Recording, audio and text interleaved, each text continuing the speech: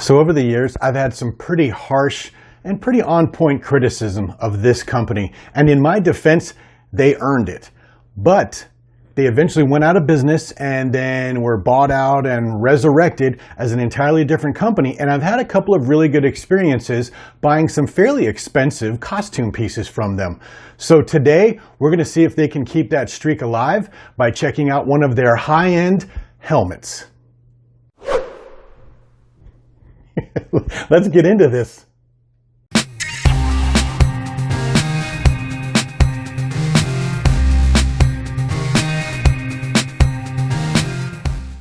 All right, welcome to another episode of Paul's Collectibles. It's good to have you. Thanks for joining me. Today we're going to be talking about something that I'm incredibly excited about and what, quite frankly, is my main jam here on Paul's Collectibles. Full-size Star Wars helmets.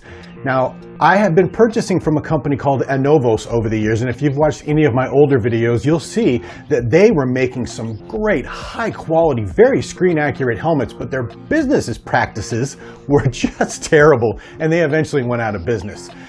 And then they were resurrected as a company called Denuo Novo. And I've been recommending against anybody pre-ordering anything from them because that's where the company got into trouble before. But I've bought a couple of things that were in stock from them, as you've seen in previous videos, specifically costume pieces. And I can't complain. They got here quickly. They're a little pricey, but man, are they great quality. So today I decided to finally go ahead and jump in on something I've had my eye on for quite a while, and that is the 501st Clone Trooper helmet. Now, we first saw these guys in the Revenge of the Sith when they were storming the Jedi Temple, and since then they've become an icon and a regular appearance in all sorts of Star Wars properties. We got them in the Clone Wars animated series, and then most excitedly, for the first time in live action ever, they showed up in Kenobi when they were having flashbacks to the Jedi Purge and the clearing of the temple. And another really cool quick cameo of a 501st trooper was this homeless trooper that was begging for money that Kenobi ran across. Now, what's really exciting about this trooper is I already liked them to begin with, but my friend Adisha Radpour actually played one of those live-action 501st clone troopers that you see that's storming through the Jedi Temple. And so I got a couple of figures because this guy's already got a Black Series figure and a TVC figure, and I had Artisher sign them for me just because I thought it was really cool. Now, as I mentioned, this helmet came from Denuo Novo, and they're fairly pricey, but I think they're worth it because they're really high quality helmets. But I did wait until this one was on sale a couple of weeks ago, and I had free shipping, so I'm not going to complain too much. But with that, let's get this thing open, see what's inside the box, and see what I'll be adding to my Star Wars full-size helmet collection today. Okay, so you saw that very plain box I showed you in the intro. Apparently they don't do this anymore, but they used to send them in these really beautiful, nicely decorated black boxes. But inside the box was this piece of cardboard, and inside the cardboard was this very cool photo of the helmet and a little bit of deco below it, and then some interesting information on the back here. So the entire box used to look like this, but maybe they're trying to save money or whatever, so they only send you this. So when you open the box that actually came in the larger cardboard box, it's just styrofoam peanuts, and you reach in here, and there's styrofoam peanuts all over my studio now, and you just get the helmet all together in this really cool bag that says Star Wars on the front. Let's get it out of the bag and take a look at it. Okay, there it is out of the box and out of the bag. It's in a felt bag on the inside of that box, and as you can see, I'm already trying to find the words because will you look at this thing? It is phenomenal. Wow, just a great helmet. Really quick, it comes with this package of padding so that you can add it around the top and on the side so it'll fit your head better as well. But this thing is just an absolute thing of beauty.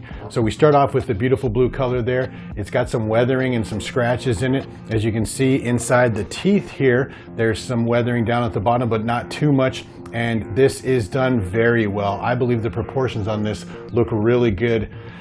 And I don't even know what to say. I love this thing. It's a good, sturdy fiberglass. It does not feel like a toy. If you're buying this as a toy, you're making a huge mistake. It is a beautiful display piece. Definitely could be used for 501st costuming. As you come around up here, you can see some of the dirt that's in the brow piece, and, or excuse me, the scalp piece and the brow piece. The lenses, good sturdy dark plastic. If we look under here, you can see the beautiful detailing. These are three-dimensional in here, and there's dirt where dirt would naturally accumulate. That is just done very well. That's some excellent weathering. As we come around here, we can continue to see that's a decal, but it feels three-dimensional. And when we get around to the other side, we'll compare to see if it's applied in the same fashion as this one is, because this seems like it's a little far back to me, but I don't necessarily know. And then of course, we got more of the weathering in there coming around. This gray is done very nicely. The earpiece is beautifully detailed with dirt where dirt would naturally accumulate. It doesn't, the weathering on this doesn't look silly like we sometimes get with the Hasbro helmets and some of the customs that I've seen. If we keep coming around, you can see the more of the weathering in here. Good three-dimensional effects. Let's get to the back of this. Wow, that is just done so well. This is raised and printed in, so it sounds like a comb. Although it's a little bit quieter. This is three-dimensional in here as well. More of that stunning weathering done so well. I love the construction of this helmet. They did an excellent job. Wow. And as we come around, you can continue to see. So that's interesting. I like how the blue ends right there. I've never taken one of my figures out of the case, but I wonder if that's how it's supposed to go. I think it is, though. It's supposed to end about right there. But anyway, as we come on around, it would appear that this decal, once again, although once again, these feel three-dimensional. These might be a bunch of separate decals, as a matter of fact, is in the exact same place as the one on the other side. More of that beautiful weathering, great proportions. Coming back around, let's look at the top here. As you can see, the top has some scratches and things in it that you would expect to see from someone wearing it, but there's no like dirt on the top except for when you get towards back here. So it's been lightly weathered, but it doesn't look like they overdid it. And it is just, what a beautiful helmet and super shiny. I'm gonna have to dust my fingerprints off of it before I display it for sure. Now, one of my most recent helmets is, you can see in the background over here, is the Phase II Clone helmet from Hasbro, and this is an entirely different league altogether. We'll put those two together in just a minute, but let's see what the inside of this helmet looks like. Okay, so you can see inside the helmet there, they have the Star Wars Lucasfilm Limited tab in there, made in the USA. That's good to know. And then the entire rest of this helmet is lined in felt that you can Velcro in all sorts of padding wherever you want, and it's going to be absolutely comfortable. What a just such a great job they did on this thing. I'm ecstatic to have it. But of course, I'm not going to put any of the padding in it right now, but let's just take a look and see if this thing fits my head. And as you can see, yes, it does. Look at that. It's a little far down on my head because I don't have the padding in, but wow, what a great helmet. I can highly recommend this. Just absolutely stunning. It's a lot heavier than a plastic helmet too, obviously, because this is that good quality fiberglass. But really quick, let's put the Phase II Hasbro helmet next to it and see the differences if there are any. Okay, so on the left we have the Hasbro Phase II Clone Trooper helmet, which I got a couple of months ago. Great helmet, don't get me wrong, do love it, but we just want to see the difference. And over here is the brand new Denuo Novo. And the very first thing you can see, and it's really minuscule, and it might not even show up on camera very well, the space between here and here, as opposed to here and here, is a little wider. Now, a lot of people were complaining about the the Phase II Clone Trooper figure we just got in the Vintage Collection, said his visor was too narrow. And when you look at these two compared, this one really does look a lot narrower, as well, as if Hasbro has deliberately gotten it wrong, or I think this looks more correct to me. And Denuo Novo and Anovos have always been really good at making sure their stuff is screen accurate. So I don't know, I would go with this one. I like that better, but that seems to be the difference on the front. This is a little cheesier looking compared to this. You can see some gray popping up from the bottom. And of course, there's no weathering on this one. Now, one of the first things we notice when we look at the sides here is, of course, these are actual grooves in the helmet, whereas this is a decal. So I'm not sure. I think they probably used a decal for the live action one, if I have to guess. And that's one of those videos that we can check that was done on the live action clones that I've talked about recently. But you can also notice a huge difference in the earpieces here, whereas this one is gray with the black accents and the black lining. This one is just all black. That's much better looking. and I think probably more screen accurate as well if I had to guess.